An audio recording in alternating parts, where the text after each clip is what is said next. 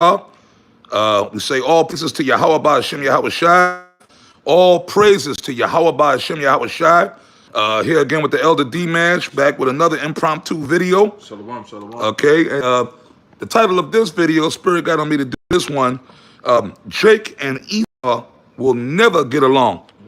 Now, the whole world, there's been certain video on this. People in the world that even did videos on this. This is the big current topic, the Alabama brawl. It was like Montgomery. Yeah, Montgomery, Alabama. But down there in Montgomery, and that's funny. I got family from Alabama. My mother's from Alabama. I got family from down there on my mother's side. Down there in Alabama. I used to spend summers down there in Alabama. So anyways, the big battle royale, the Royal Rumble down in Alabama, right, with these Edomites and these Jakes, these so-called white people. That Jake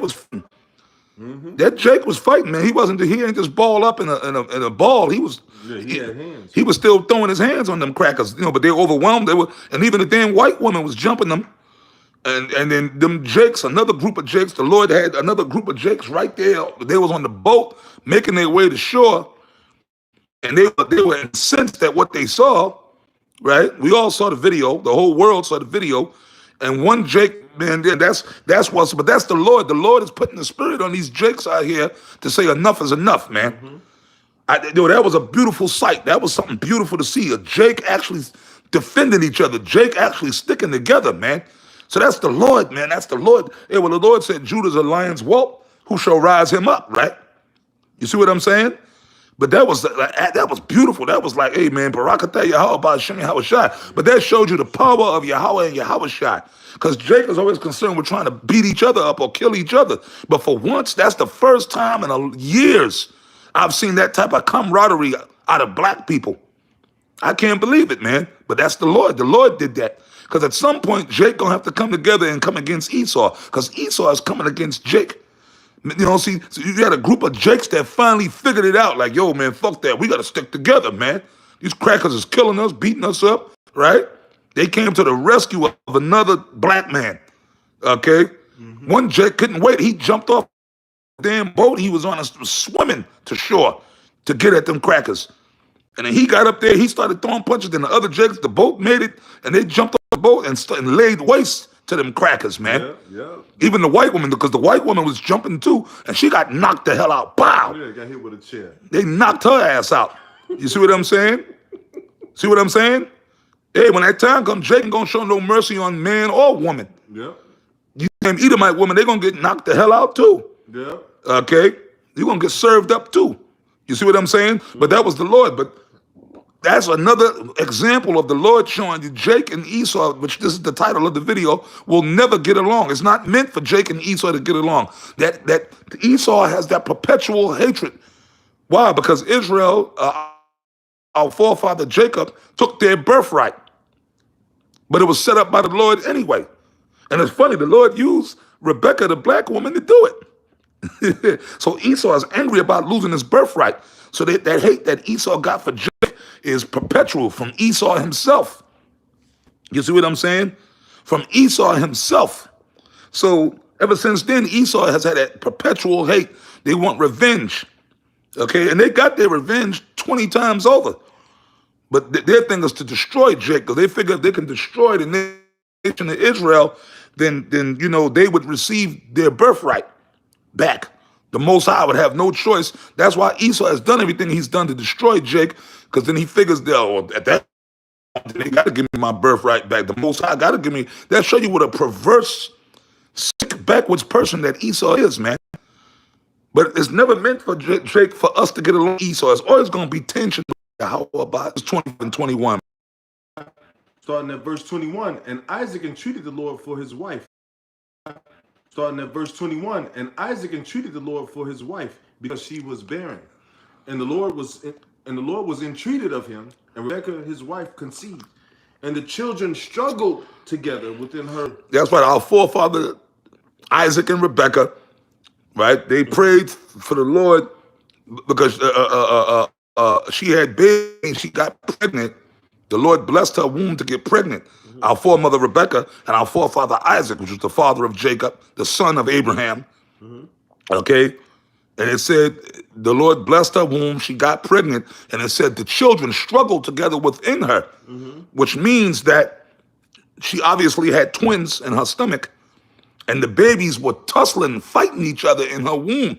So this goes back to the womb, right? Read on. It says, And those two babies were Jacob and Esau, and they were struggling with each other inside of her womb, which meant that they went from birth. They fought. Esau and Jacob was fighting in the womb. if it be so, why am I thus? And she went to inquire of the Lord. Verse 23, it says, and the Lord said unto her, two nations are in thy womb, and two manner of people shall be separated from thy bowels. Two manner of people shall be separated from thy bowels. Two people, two nations. All right, meaning they were going to come out, and she was going to give birth to two different nations of people. These two people were going to be born, they were going to grow up to become separate nations. And the Lord separated them at birth. Okay, separate. It said separated, which means it's not meant for us and Esau to get together. Martin Luther King had it wrong. Black boys and little boys together. Nah, man. We ain't meant to crack us. We're meant to be separate from them. Okay? The word separate means to divide apart. Yeah, You know? that's right. Okay, so the black man and the white man ain't gonna never get along. The white man and the Native American man, we ain't gonna never get along with these crackers.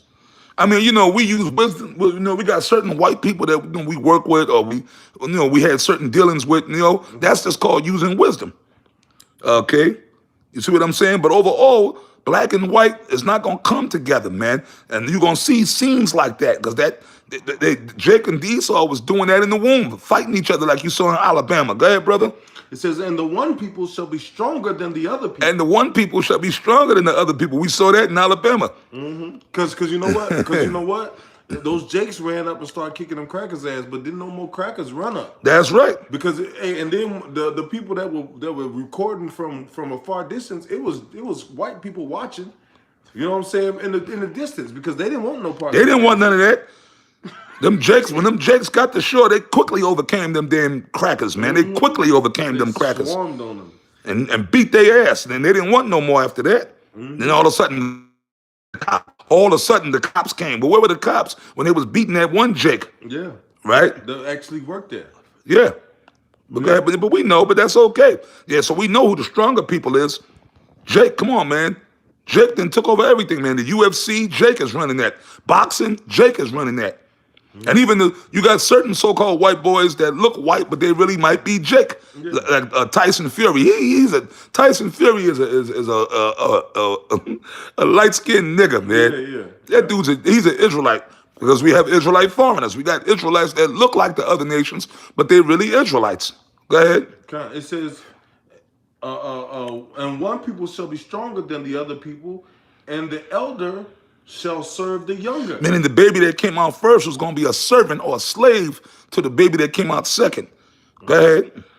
It says, and when her days to be delivered were fulfilled, behold, there were twins in her womb. It says the first came out red all over like a hairy garment. And he didn't have a hair all over his body, meaning he came out, his skin was red.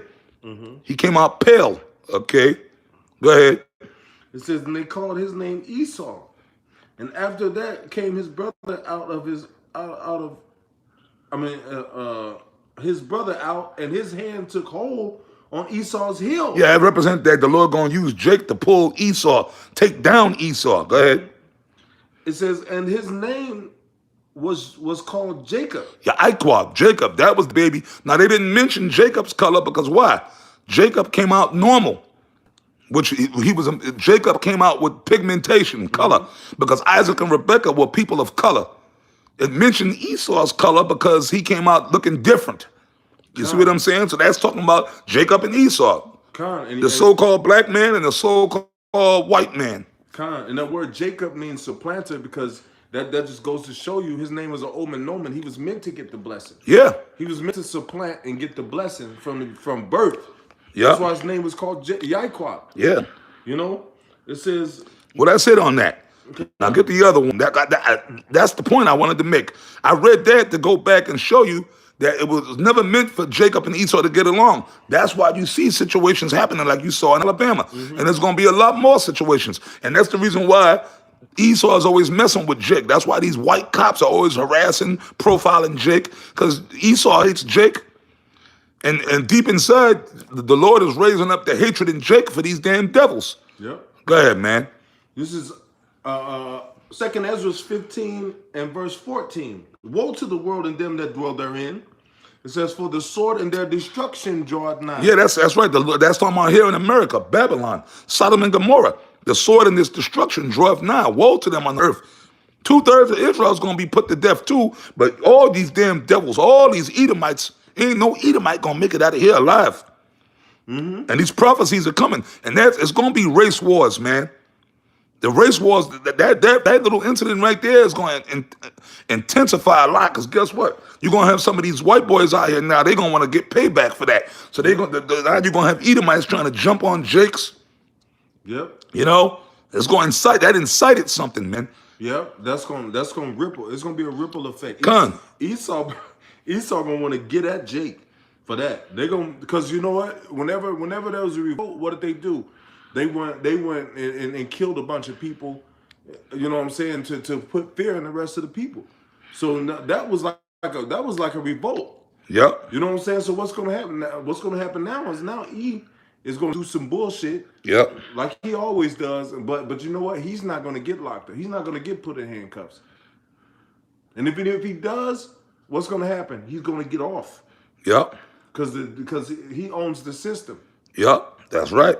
But then that's going to spark Jake to start doing. It's going to intensify, man. The Lord is the one bringing it. Go ahead, brother. 2nd Ezra 15:14. Woe to the world and them that dwell therein, for the sword and their destruction draw. Yahweh Shai is coming. And Yahweh Shai said, I came not, what did Yahweh Shai say? I came not to bring peace on earth, but a sword. Okay. So even before he get here, Yahweh Shai is stirring up the trouble, man. You know what I mean? Okay. Go ahead. It says, and one people shall stand up and fight against another, and swords in their hands. That's right, sword. What's the modern day swords? These guns. One people shall stand up. Esau going to come against Jake, and Jake is going to start retaliating. The Lord's going to put remember, Judah's a lion's whelp. Who shall rouse him up? You see? So the Lord is going to put the spirit on Jake and Esau to be good. We've always said that for many years, according to the scriptures. It's going to be race wars, man. Okay? Is there more on that? Con. It says, for there shall be sedition among men. That's what you saw in Alabama. That was sedition amongst men. Them Edomites were attacking a Jake, an Israelite, and other Israelites came against the Edomites, man. And that's going to be a ripple effect. It's going to be more of that, man. Okay? People are going to start rising up. Everybody's carrying their swords now, their guns, right? But Esau, we know Esau got guns, but these Jakes got guns too. These other nations got guns. You see? Go ahead, man. And that's what the word sedition means, revolt. Revolt. Yeah. Because Jake is going to get to a point where Jake feel like they're being pushed to a wall, so now they're going to start fighting back. And the Lord is going to put the spirit on them, and it's going to start with Judah, right? Because they're the head tribe. Go ahead. It says, and invading one another, they shall not regard their kings nor princes, and the course of their actions shall stand in their power. Yeah, it's going to be anarchy at some point, man. People going to be breaking in like they showed you in those movies, man. People going to be breaking people's houses, raiding people's houses, man. Okay, invading one another. Coming in people's houses with weapons, taking their supplies, killing them, taking their women. You know what I mean? Yeah, man, all hell going to break loose. You see, you're going to see a lot more of that. Shit, you're going to have Edomites doing it to other Edomites. You're going to have Jakes doing it to other. But primarily, man, Jake and Esau are going to go at it. Okay, that's just the beginning. That's just a scratch on the surface, what you saw in Alabama, man. This is Jeremiah 51:33. We'll end it on this one. It says, for thus said the Lord of hosts, the God of Israel, the daughter of Babylon is like a threshing floor. It is time to thresh her. Yet a little while, and the time of her threshing, in the time of her harvest shall come. So, this place is gonna be like a threshing floor, man. That means a battleground. like a battleground. There's going to be blood. See, a threshing floor really comes from grapes. When people make wine, they put the grapes in there, and people used to stomp the grapes to make the grape juice for the wine, for the fermentation process. But what is it called? The blood of grapes. Yeah. This threshing floor is going to be the blood of flesh, the blood of people. You know, and this place is going to be like a threshing floor. People are going to be, hey, they got that phrase, you're going to be getting stomped out. You know, hey, people are going to be getting put to death. You know, this place is going to become a battlefield. Gone. You know, and that's exactly what the government wants. Yeah. You know, so they can come in and bring With their new world order, which the correct, they got to say it's too much chaos, but Esau uses chaos to bring his order. That's when they're going to say, okay, we got to implement martial law. We got to put everything in order. We got to bring this charagma in.